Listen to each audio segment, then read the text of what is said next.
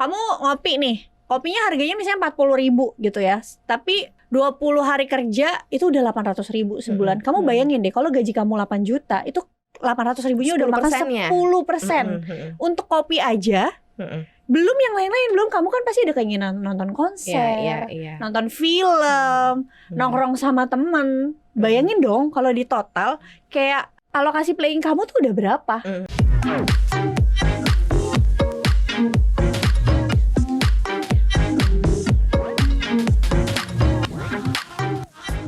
Halo Sobat Cuan, apa kabar? Semoga selalu sehat, bahagia, happy semuanya ya. Yang paling penting sehat ya di kondisi saat ini. Dan semuanya terberkati sampai ke rezeki-rezeki. Ada rezeki-rezeki tambahan. Amin. Amin ya, seneng ya. Positive vibes ya, afirmasi juga ya. Oke, ketemu lagi bareng Maria Katarina dan juga Olivia Lewis di sini, Financial Expert CNBC Indonesia. Kita mau bahas satu lagi bagian dari istilah-istilah keuangan. Banyak ya. Banyak ya. Udah tahu belum sih Sobat Cuan soal latte factor ya? Bocor alus sih sebenarnya. Iya. Kalau bahasanya itu bahasa produser kita bocor alus ya. Tapi ini kita ada kalimat yang cakep gitu, latte factor, kayak minum vanilla latte gitu ya. Tapi emang ternyata berorientasinya ke sana gitu ya, soal uang-uang kecil yang kita nggak pernah pikirin. Konsumsi harian kita yang di luar batas normal, tapi yang keluarnya mungkin, tuh sering sebenarnya. Iya, yang kalau dihitung-hitung ternyata mungkin ternyata gue bisa nabung loh, gue ternyata bisa investasi loh kalau gue nggak banyak ngopi, yang nggak banyak jajan seblak gitu ya. Banyak jajan cilor ya nggak sih? Nah ini nih kita ke konsep latte factornya dulu deh. Ini nih kayak gimana sih yang biasa terjadi di pengelolaan keuangan, Liv? Kalau latte factor itu kan tadi balik lagi ya, itu pengeluaran yang sebenarnya rutin tanpa disadari gitu ya, kecil-kecil, tapi kalau di total itu sebenarnya wow juga ya. Contohnya kayak misalnya ngopi. Kadang aku suka lihat loh, ada orang yang ngopinya tuh sehari bisa 2 kali, tapi beli kopinya tuh di luar. Ada teman kita di sini expert juga 7 kali malah ngopinya. Ada. Bawa kopi sendiri atau enggak, jajan? Oh my god. Tapi lucu-lucu, 20.000 7 kali kan 140.000 ya. Iya, lumayan ya. Makanya borosnya lumayan, bikin keretakan rumah tangga. Kali 20, iya benar. Terus misalnya sering juga kayak jajannya anak-anak. Dulu ada saudara aku yang dia kayak setiap tukang jajanan lewat di depan rumahnya sama anaknya dipanggil. Wow. Dan walaupun 5.000 10.000 ya loh. Dan itu kan dari, apalagi anak-anak kecil yang belum sekolah gitu, dari pagi sampai sore tuh tukang dagang lewat terus, dipanggil terus, dan orang tuanya tuh nggak bisa nahan itu gitu. Kayak ya biar anaknya seneng lah. Dan dihitung-hitung dulu aku pernah nanya sama dia, emang kamu jatahin berapa? Aku dulu belum punya anak kan, pas aku nanya ke dia, 50.000 sehari untuk anak sekecil itu, yang menurutku wow banget gitu. Ke kita aja banyak loh. Maksudnya ke orang dewasa aja 50.000 banyak loh. Iya.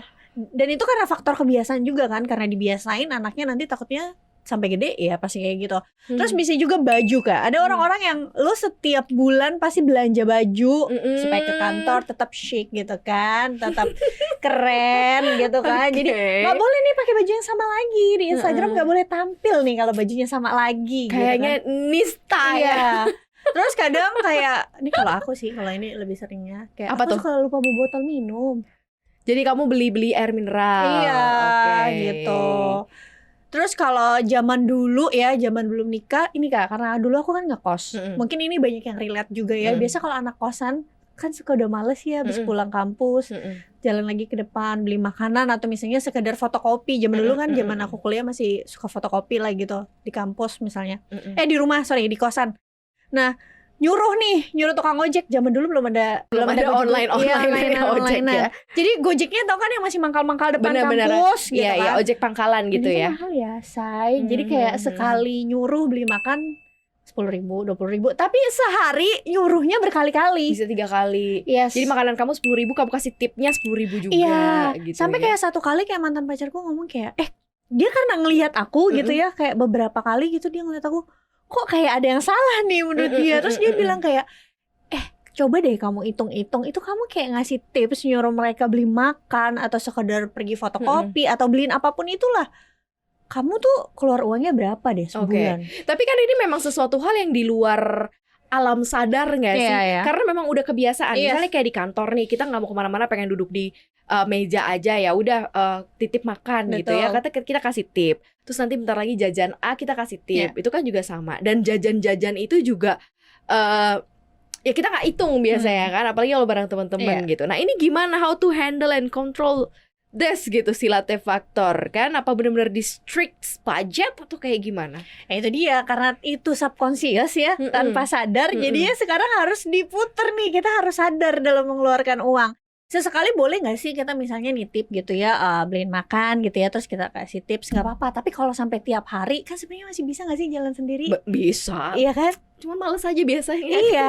Nah balik lagi. Jadi kamu bayar ongkos males kamu sebenarnya. Iya betul. Nah balik lagi kan, orang lu mau nyaman atau mau usaha dikit gitu tapi lebih irit kayak gitu kan biasanya. Ya udah, kalau misalnya emang dasarnya males ya susah. Ya balik lagi, berarti yang harus diatur adalah habitnya dulu nih gitu kan. Yang paling awal, kita nggak usah ngomongin pendapatan, pengeluaran, habitnya dulu deh dibenerin gitu. Kalau kamunya juga masih males gerak, masih kayak nggak apa-apa cuma 5.000, padahal 5.000 itu kalau misalnya dikali 20 hari aja udah berapa gitu kan. Iya.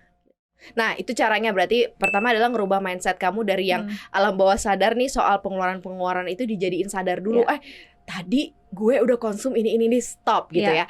Nah dulu kan juga kita pernah ada kebiasaan yang secara implikatif gitu ya, misalnya siapin cash aja, kalau cash habis ya sudah. Nah sekarang nih era kris di mana-mana, bahkan betul. pedagang kaki lima juga pakai kris gitu. Bentar lagi tukang parkir kayaknya juga scan kris ya.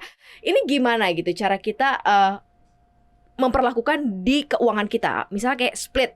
Oke, ini yang bisa dikonsum, yang ini nih kris kita, atau mungkin bank digital yang bisa dikeluarin semua, yang ini nggak bisa gitu, di lock. Gimana nih baiknya? Karena kan ini berbicara mengenai sekarang udah nggak bisa lagi. Kalau dulu udah nggak ada cash, ya udah stop belanjanya. Sekarang tuh nggak bisa karena semua ada di handphone nih, khususnya yang tinggal di daerah urban ya, kota-kota besar. Kayak gitu semua. Ya manfaatin kemajuan teknologi lah. Sekarang itu kan banyak banget bank, even bank digital atau bank konvensional yang bertransformasi, mereka punya aplikasi digital juga. Mereka sekarang udah punya fitur-fitur yang seperti kantong-kantong gitu, yang dimana dari awal kamu dapat pemasukan, bahkan kamu udah bisa otomatis potong, misalnya masuk ke deposito, atau misalnya transfer ke rekening reksadana kamu. Kan ada tuh sekarang bank digitalnya. Jadi dari awalnya dulu manfaatkan automatic transfer dari aplikasi bank kamu, supaya kamu dari awal udah sisihin nih mana emang pendapatan yang nggak boleh dipakai. Ibaratnya ini pendapatan yang khusus untuk mencapai financial goals kamu atau tujuan kamu, even jangka pendek atau jangka panjang.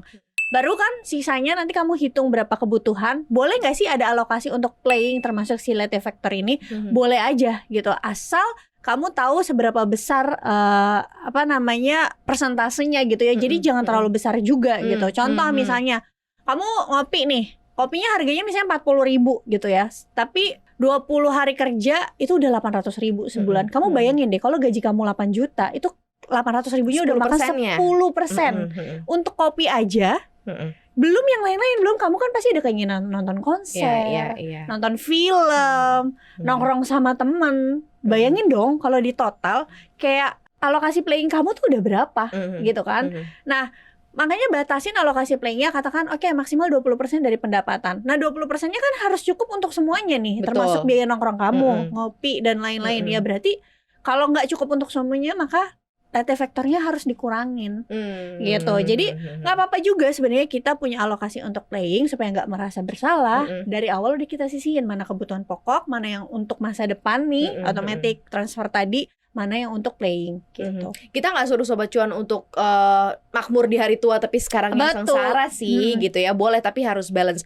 Dulu aku pernah juga ketika aku transmigrasi ini atau berpindah gitu ya, hijrah dari masa boros aku ke masa yang tidak boros, itu adalah ketika aku ngeluarin uang satu hari untuk jajan gitu, aku harus push juga ada uang yang nominal yang sama untuk aku keep, untuk aku simpan gitu ya. Lama-lama kan kayak ngerasa, misalnya jajan 50.000 nih, oh hari ini gue harus keep 50.000 kan, jadi kayak ada 100.000 yang lumayan gede juga kan, 50 dijajanin, 50 di keep, lama-lama berat kayak udahlah keep aja gitu. Jadi lama-lama berkurang nih keinginan untuk jajan-jajannya dan lebih milih untuk lebih ke keep-nya aja gitu. Nah itu lumayan berhasil tuh untuk menahan sifat boros yang impulsif itu ya, sifat boros yang keluarin duit yang nggak berasa itu. Start small ya, dan mulai dari kebiasaan kecil dulu tadi kayak Kak Maria gitu kan ya. Kamu nggak usah kayak muluk-muluk langsung ngelihat orang misalnya saving ratio-nya gede gitu ya, misalnya berapa persen, kamu langsung pengen kayak gitu. Kalau kamu juga gaya hidupnya nggak terbiasa kayak gitu, nanti kamu tersiksa sendiri dan akhirnya nggak konsisten, ya kan? Jadi better dari yang kecil aja dulu. Contoh kayak bukunya The Rich Man in Babylon gitu kan. Dia cuma ngajarin kayak kamu 10% aja dia dulu sisihin misalnya untuk investasi gitu ya, atau di saving. Karena dengan kamu saving 10% itu nggak akan merubah kualitas hidup kamu. Betul, sebenarnya. betul. Dan menariknya gini, ketika kamu memaksa nih ya kan, kalau kita ngeluarin duit itu kita nggak memaksa karena kayak santai aja gitu kan ngeluarin duit. Tapi ketika kita simpen duit itu kayak kita maksa diri kita gitu untuk tidak boleh menggunakan uang, dan ternyata the power of memaksa tuh jauh lebih bisa merubah cara kamu untuk memandang si uang itu gitu. Akhirnya tuh hari demi hari aku ngerasa kayak ternyata gue setiap hari tuh bisa loh saving, dan akhirnya mengurangi pengeluaran secara perlahan-lahan kok. Misal kalau 20.000 dikeluarin, 20.000 di keep gitu, 10.000 dikeluarin, 10.000 di keep. Oh ternyata gue bisa melakukan itu. Itu kan sama aja kayak diet gak sih? Misalnya kita biasa gayanya tuh gaya makannya yang misalnya unhealthy. Kalau kita tiba-tiba berubah langsung jadi raw food, gak bakal lama. Karena gitu. Kangen sama makanan yang lama kan gitu. Lebih baik kan bertahap gitu ya, pelan-pelan betul. Kurangin misalnya dari yang unhealthy-nya pelan-pelan, sedikit demi sedikit, nanti kan lama-lama akan berubah tuh kebiasaannya. Nah ini latte factor tuh biasanya banyak menyerang kaum Kak Olive yang biasanya dan seberapa berat ini bisa mengganggu kestabilan keuangan gitu ya. Karena mungkin banyak di luar sana yang nggak apa-apa kan duit jajannya udah disiapin, yang ngabisin duit jajan masa nggak boleh gitu. Iya. Kalau aku bilang sih ini sebenarnya balik ke kalau Sobat Cuan tahu Maslow Hierarchy of Needs gitu. Yang paling bawah kan ada sebelum aktualisasi diri ada pemenuhan kebutuhan personal ya, kayak seks, makan, minum. Nah paling bawah itu kan psychology needs gitu. Itu kenapa mungkin kita masih banyak banget ngelihat orang kenapa mereka lebih suka kayak nonton konser tuh nggak apa-apa ya. Kalau misalnya kamu juga balik lagi kayak Kak Maria bilang, kamu nonton konser harga 1,8 juta, tapi pastiin kamu juga bisa investasi di bulan tersebut 1,8 juta. Gitu. Tapi kalau misalnya kamu nonton konser nggak ada yang kamu simpan, nah ini yang berbahaya, gitu kan. Berarti kamu psychology of needs-nya tuh masih sangat-sangat besar. Nah untuk naik ke level selanjutnya, safety dan juga secure gitu ya, emang nggak gampang gitu. Apalagi kalau mereka-mereka yang pikirannya masih ya nggak apa-apa lah, gue masih mau menikmati hidup gitu ya, nggak salah juga gitu ya. Nah ini memang ada hubungannya. Nah sekarang yang aku lihat banyak itu terjadi di milenial dan generasi Z. Kalau baby boomers ya, boomers atau yang angkatan di bawahnya, angkatan suamiku ya, apa sih disebutnya X ya, Gen X ya, yang di atasnya milenial satu tingkat. Oh di atasnya, iya. Itu mereka udah lebih mikirnya sebenarnya udah di level yang tadi safety dan secure itu. Mereka biasanya udah mikirnya lebih baik punya rumah, yang gitu-gitu. Udah mikirin kayak lebih baik punya asuransi dan lain-lain. Jadi kalau psychology of needs itu paling banyak menurutku saat ini di milenial dan juga Gen Z. Milenialnya terutama milenial angkatan 90 ke atas ya. Oke. Berarti masuknya ke situ ya. Jadi hati-hati nih, padahal mereka sebenarnya ada di beberapa posisi atau beberapa peran di kantoran, mereka mungkin lagi ada di puncak karir. Betul. Puncak karir ya. Puncak karir, dan kayaknya tuh banyak dari mereka sekarang suksesnya itu bisa lebih cepat dibanding generasi-generasi sebelumnya. Karena kalau generasi sebelumnya mereka untuk naik ke level tertentu aja harus nunggu berapa tahun. Kalau sekarang kan enggak gitu. Apalagi sekarang lu tuh kayak punya income gede itu enggak tergantung dengan kayak lu harus kerja di perusahaan doang. Benar. Di ekonomi juga bisa gitu ya. Tapi balik lagi kalau misalnya orangnya masih fokusnya ke psikologi needs tadi, ya kita nggak bisa ngomong juga. Cuma perlu diingetin aja terus, hati-hati nih jangan sampai terjebak selama hidup kamu hanya berkutat di psikologi needs-nya aja gitu. Oke, gitu ya kurang lebih gambaran si latte factor ini ya Sobat Cuan. Mudah-mudahan ini bisa memberikan gambaran juga, masukan juga. Nah sekarang how to immediately stop. Kan kita kayak nggak bisa. Kan biasanya ngopi nih 3 kali, 2 kali atau berapa kali gitu ya. Mungkin nanti jajan, beli cemilan gitu. Untuk supaya mendisiplinkan itu, selain tadi ada budgetnya, secara sifat kita, sikap kita tuh harus kayak gimana? Atau kan misalnya gini, kamu hanya bisa beli cemilan. Ini sih sebenarnya masing-masing bisa menemukan ya Sobat Cuan. Tapi aku cuman kasih gambaran aja. Gue cuma boleh beli cemilan di hari Sabtu sampai Sabtu depannya lagi. Jadi apakah itu juga termasuk bisa membuat atau mendisiplinkan kita dalam mengelola uang atau ngeluarin duit? Atau seperti apa? Jadi kayak oke, jadi disiplinnya pertama kali seperti itu. Gimana, Liv? Kalau menurut aku gini ya, kalau kita mau disiplin ngurangin pengeluaran, itu pasti kita punya tujuan. Ya. Jadi kalau kita nggak punya tujuan, kayak ngapain ya ngapain gue ngurangin pengeluaran gitu kan? Gue gak lagi mau ngapa-ngapain. Kalau kamunya aja nggak punya financial goals, biasanya nggak apa-apa, nggak usah beli rumah, nyewa aja dan lain-lain. Ya kamu nggak ada dorongan untuk kayak lebih hemat gitu kan? Jadi kalau aku saraninnya gini. Contoh ya, kamu suka banget ngopi gitu. Kopinya katakanlah yang merek hijau itu 40.000, sebulan 20 hari kerja 800.000. Oke, kamu tahu nggak kalau perusahaan itu di Indonesia itu kan franchise-nya dipegang sama satu perusahaan besar, Mitra Adi Perkasa lah kita MAPI. sebut saja. Dengan kode sahamnya MAPI gitu melalui anak usahanya.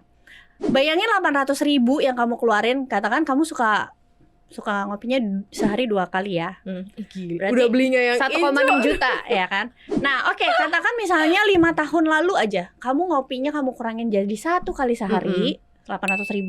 Selebihnya yang dana untuk kopi keduanya kamu investasiin di saham MAPI 5 tahun lalu, kenaikannya itu sudah 120%. Oke, means kalau misalnya 800.000 per bulan kamu investasiin setahun 10 juta aja. Misalnya kamu waktu itu investasi cuma satu tahun deh di 2018 10 juta, maka uang kamu sebenarnya sekarang udah jadi 22 juta or 24 juta gitu. Dari situ aja deh kamu berpikir, jadi kamu mau di sisi mana? Kamu mau jadi sisi konsumtif atau kamu mau jadi sisi yang gue seneng nih tempat ini rame, karena kalau tempat ini rame, banyak yang ngopi di situ, guenya juga dapat cuan. Karena gue sebagai pemilik. Betul. Itu dia tadi konsep yang aku bilang di awal ya. Ketika kamu bisa ngeluarin sejumlah uang, kamu juga bisa mendisiplinkan diri kamu untuk menyimpan sejumlah uang. Lama-lama kamu ngerasa sadar bahwa efeknya dengan menyimpan lebih banyak menguntungkan lebih banyak juga di kemudian hari. Bisa dicoba tuh Sobat Cuan pelan-pelan gitu ya. Apalagi kan banyak tempat jajan kamu yang sebenarnya ada di Bursa Efek Indonesia juga listingnya. Jadi bisa cek di ini sahamnya apa ya gitu ya. Jadi sebelum jajan kamu bisa jajan keluarin di situ 50.000 ya kamu beliin saham ya kan. Jadi bisa lumayan ngaruh ya. Jadi latih faktornya jadi latih faktor yang positif gitu ya Sobat Cuan ya. Seru banget ngomongin ini dan mudah-mudahan bisa jadi masukan juga ya istilah-istilah dari tim cuap-cuap cuan ya dengan beragam macamnya. Dan bisa dihentikan juga ya Sobat Cuan yang masih memang suka impulsif ngeluarin uang untuk hal-hal yang kecil-kecil, yang receh-receh. Ternyata itu kalau dikumpulin dampaknya cukup signifikan ya di kehidupan kamu. Thank you banget, jangan lupa untuk dengerin kita di konten-konten lainnya di Apple Podcast, Google Podcast, Spotify, dan Anchor. Follow akun Instagram kita juga di @cuap_cuan dan subscribe YouTube channel kita di cuap-cuap cuan. Di like, di share, dan juga di komen ya. Maria Olive pamit, bye-bye.